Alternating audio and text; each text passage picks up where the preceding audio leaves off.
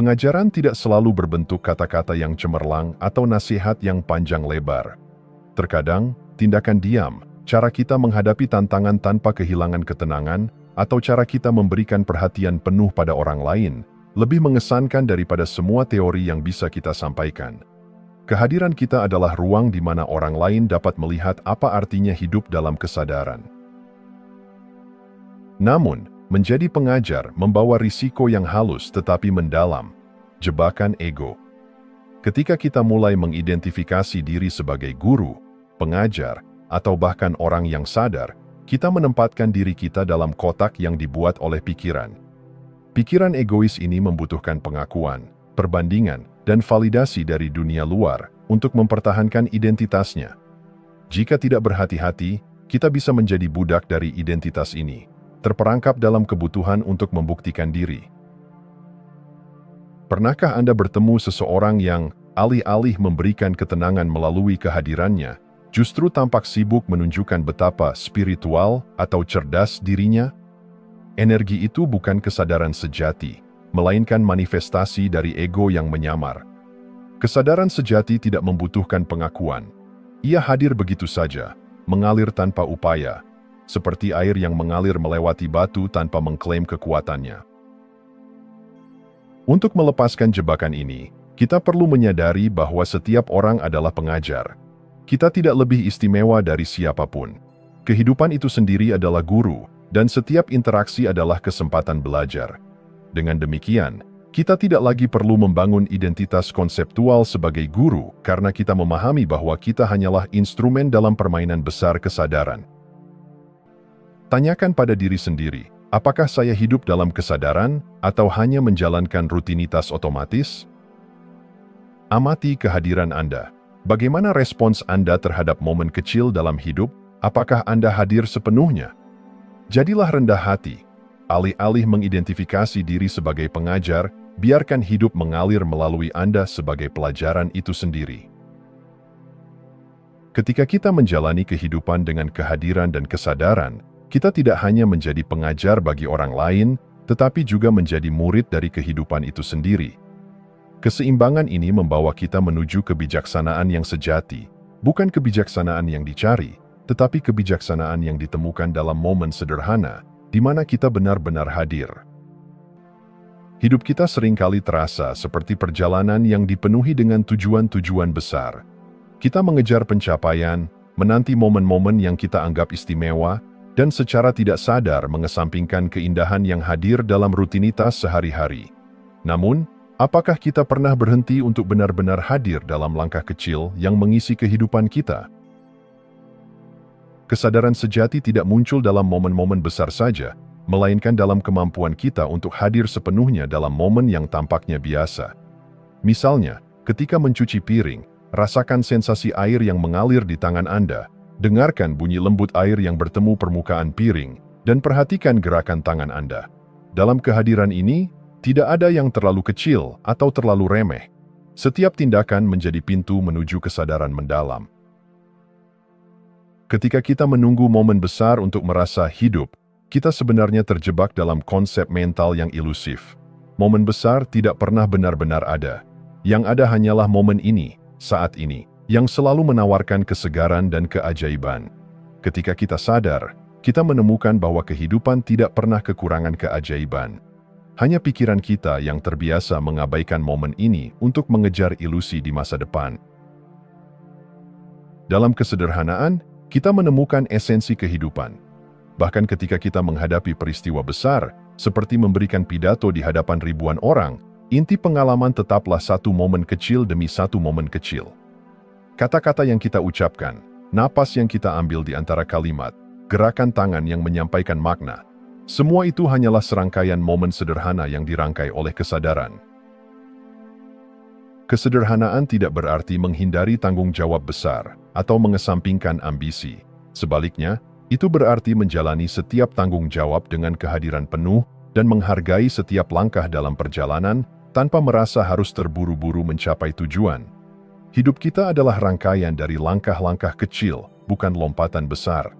Menyadari hal ini membebaskan kita dari tekanan untuk mencapai dan memungkinkan kita untuk hanya menjadi. Namun, untuk benar-benar hadir dalam tindakan sederhana, kita harus tetap waspada terhadap narasi mental yang terus-menerus mencoba menarik perhatian kita. Pikiran memiliki cara licik untuk menciptakan cerita, kekhawatiran tentang masa depan, penyesalan tentang masa lalu, atau bahkan dialog batin tentang apa yang sedang kita lakukan. Cerita ini, jika tidak diawasi, dapat menciptakan ketidaknyamanan yang mengalihkan kita dari momen saat ini. Kesadaran adalah lampu yang menerangi setiap sudut pikiran kita. Ketika narasi mental muncul, alih-alih melawannya, kita dapat mengamatinya dengan penuh penerimaan. Oh, ini hanya pikiran, kita bisa berkata pada diri sendiri, seperti seseorang yang menyaksikan awan lewat di langit tanpa berusaha mengubahnya. Dengan pendekatan ini, kita tidak lagi terjebak dalam cerita yang kita ciptakan sendiri. Sebaliknya, kita kembali ke kesederhanaan momen ini, tempat kedamaian sejati ditemukan. Berikut refleksi untuk hidup yang sadar. Latihan kehadiran.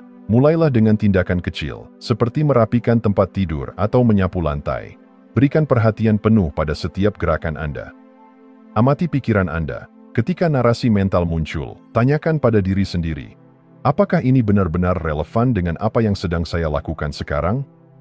Rangkul kesederhanaan. Carilah keindahan dalam rutinitas sehari-hari, tanpa merasa bahwa hidup hanya bermakna dalam pencapaian besar. Hidup dalam kesadaran adalah tentang menghormati setiap momen, besar atau kecil, sebagai bagian dari keseluruhan yang sempurna. Dalam tindakan sederhana, kita tidak hanya menemukan kedamaian, tetapi juga pintu menuju makna hidup yang lebih dalam. Momen ini adalah kehidupan itu sendiri, dan menyadarinya adalah langkah pertama menuju kebebasan sejati. Kita semua memainkan peran dalam kehidupan. Sebagai seorang profesional, teman, orang tua, atau pasangan, peran-peran ini membantu kita menavigasi dunia sosial. Namun, terlalu sering, kita menjadi begitu melekat pada peran-peran ini, sehingga lupa bahwa mereka hanyalah topeng sementara. Kita mulai percaya bahwa peran tersebut adalah kita, sehingga ketika peran itu terguncang atau runtuh, kita merasa hilang, rentan, dan tidak utuh. Ketulusan adalah kunci untuk membebaskan diri dari jebakan ini. Ketika kita mampu menjalani peran tanpa kehilangan hubungan dengan diri sejati, peran itu menjadi lebih ringan. Ia bukan lagi sumber identitas, melainkan ekspresi alami dari keberadaan kita. Ketika peran tidak lagi menjadi beban ego, kita dapat menjalankannya dengan lebih jujur, fleksibel, dan penuh kasih. Misalnya, ketika kita menghadapi kritik yang meruntuhkan peran kita, alih-alih merasa hancur, kita dapat melihatnya sebagai undangan untuk mengenali sesuatu yang lebih dalam diri kita, sesuatu yang tidak tergoyahkan oleh pendapat atau ekspektasi orang lain. Momen-momen ketika peran kita terganggu adalah pintu menuju penyelarasan dengan diri sejati, yang tidak membutuhkan validasi eksternal untuk merasa utuh. Kisah Oprah Winfrey adalah contoh nyata dari kekuatan yang muncul ketika kita melampaui peran yang diciptakan oleh ego. Sebagai seorang pembawa berita muda, Oprah merasa bahwa dirinya harus sempurna, tanpa celah, tanpa kesalahan, tanpa emosi yang terlihat. Namun, pada satu momen siaran langsung, dia membuat kesalahan yang meruntuhkan gambaran dirinya sebagai pembawa berita yang ideal. Apa yang awalnya terasa seperti kegagalan besar, ternyata menjadi titik balik dalam hidupnya. Ketika peran itu runtuh, Oprah menemukan sesuatu yang lebih autentik. Dia menyadari bahwa kesempurnaan bukanlah yang dibutuhkan oleh audiensnya, melainkan kejujuran dan koneksi manusiawi. Dari momen itu, karirnya bergeser secara drastis.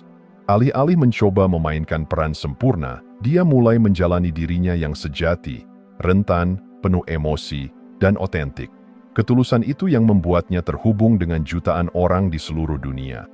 Kisah Oprah mengajarkan kita bahwa ketika kita melepaskan cengkeraman ego pada peran, kita membuka ruang untuk kekuatan otentik kita untuk muncul. Di balik ketidaksempurnaan, ada potensi luar biasa untuk menjadi diri kita yang paling sejati. Ketika peran yang kita mainkan terganggu, ada rasa takut yang muncul. Kita merasa kehilangan pijakan, seolah-olah keberadaan kita direnggut. Namun, kehilangan ini adalah ilusi. Peran hanyalah lapisan luar, sementara diri sejati selalu ada di balik semua itu. Diam, tak tergoyahkan, dan penuh kekuatan. Untuk menyelaraskan diri dengan diri sejati, kita perlu berani menghadapi ketakutan ini. Daripada melawan atau mencoba mempertahankan peran, kita bisa bertanya pada diri sendiri, siapa saya tanpa peran ini? Apa yang tetap utuh meskipun semuanya berubah? Pertanyaan-pertanyaan ini membuka pintu menuju penyadaran bahwa identitas kita tidak bergantung pada apa yang kita lakukan atau bagaimana orang lain melihat kita.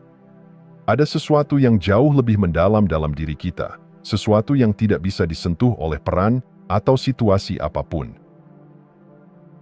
Berikut refleksi untuk hidup yang autentik. Amati peran Anda. Apakah Anda terlalu melekat pada peran tertentu? Bagaimana peran itu memengaruhi cara Anda memandang diri sendiri? Terima ketidaksempurnaan. Jangan takut untuk membuat kesalahan atau terlihat rentan.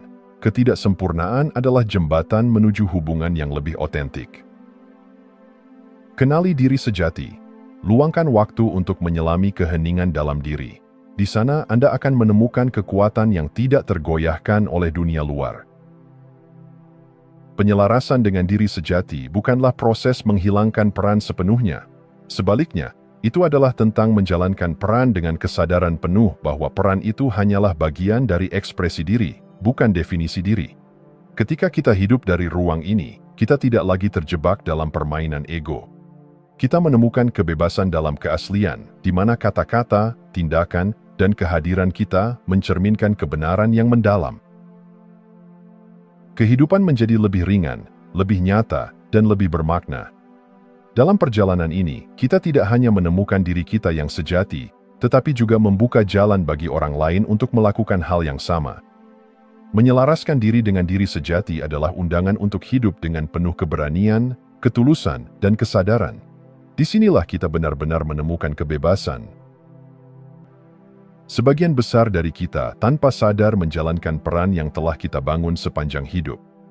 Kita berbicara dengan cara tertentu kepada atasan, bersikap berbeda di depan teman dekat, dan mungkin bertingkah lebih formal ketika berhadapan dengan orang asing.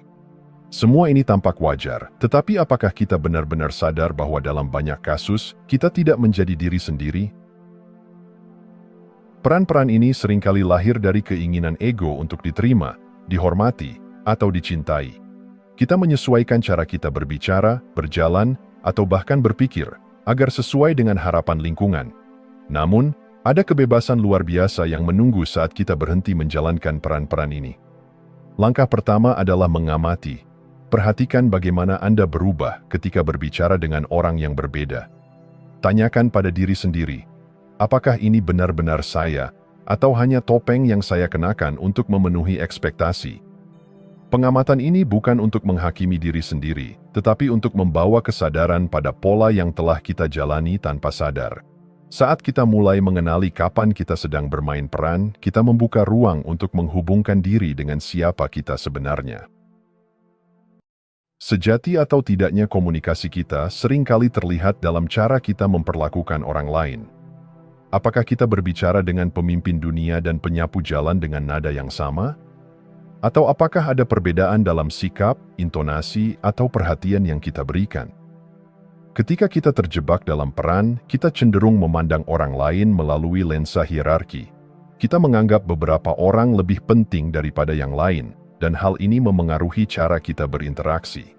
Namun, kesetaraan dalam komunikasi adalah tanda kebebasan sejati.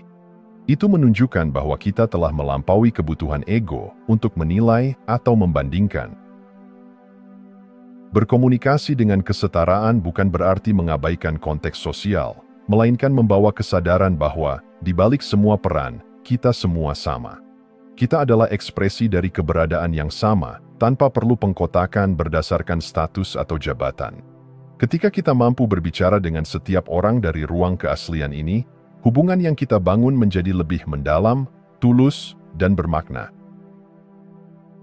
Ketika kita melepaskan peran, kita tidak kehilangan sesuatu, melainkan menemukan sesuatu yang lebih mendalam, diri sejati. Diri ini bukan produk dari kondisi sosial, bukan hasil dari harapan orang lain, dan bukan sesuatu yang dibentuk oleh pengalaman masa lalu. Diri sejati adalah inti keberadaan kita yang selalu ada, tetapi seringkali tertutup oleh lapisan peran, konsep, dan keinginan ego. Mengakses diri sejati memerlukan keberanian untuk memasuki ruang keheningan dalam diri. Dalam interaksi sehari-hari, cobalah untuk tidak merencanakan kata-kata atau menyesuaikan diri dengan ekspektasi. Sebaliknya, biarkan kata-kata muncul dari ruang keheningan dalam diri Anda. Di sana, Anda akan menemukan keaslian yang tidak memerlukan manipulasi atau upaya. Ketika kita berbicara dari ruang ini, kata-kata kita membawa energi yang berbeda. Mereka tidak hanya menjadi alat komunikasi, tetapi juga ekspresi dari kehadiran yang mendalam. Orang lain merasakan kejujuran ini, dan hubungan menjadi lebih otentik. Dalam momen seperti ini, kita tidak hanya menjadi diri sendiri, tetapi juga menginspirasi orang lain untuk melakukan hal yang sama. Berikut refleksi untuk melepaskan peran. Amati perubahan dalam diri Anda. Perhatikan bagaimana cara Anda berbicara atau bertindak berubah di berbagai situasi. Tanyakan pada diri sendiri, apakah ini berasal dari keaslian atau dari kebutuhan untuk memenuhi peran tertentu. Praktik kesetaraan. Cobalah berbicara dengan setiap orang, apapun status mereka, dengan perhatian dan penghormatan yang sama. Berlatih keheningan. Luangkan waktu setiap hari untuk diam dan mengamati diri. Dalam keheningan, Anda dapat mengenali diri sejati di balik peran. Melepaskan peran adalah proses membebaskan diri dari tekanan untuk menjadi sesuatu yang bukan kita. Ini bukan berarti meninggalkan tanggung jawab atau hubungan, melainkan menjalani semuanya dari ruang keaslian. Ketika kita tidak lagi terjebak dalam peran, kita menemukan kebebasan untuk menjadi siapa kita sebenarnya, apa adanya. Kehidupan menjadi lebih ringan karena kita tidak lagi hidup untuk memenuhi harapan orang lain. Hubungan menjadi lebih dalam karena kita tidak lagi menyembunyikan diri di balik topeng. Dan, yang paling penting, kita menemukan bahwa, dalam menjadi diri sendiri, ada kedamaian yang melampaui segala pencapaian atau validasi eksternal. Dalam kebebasan ini, kita tidak hanya hidup dengan lebih penuh, tetapi juga mengundang orang lain untuk melakukan hal yang sama.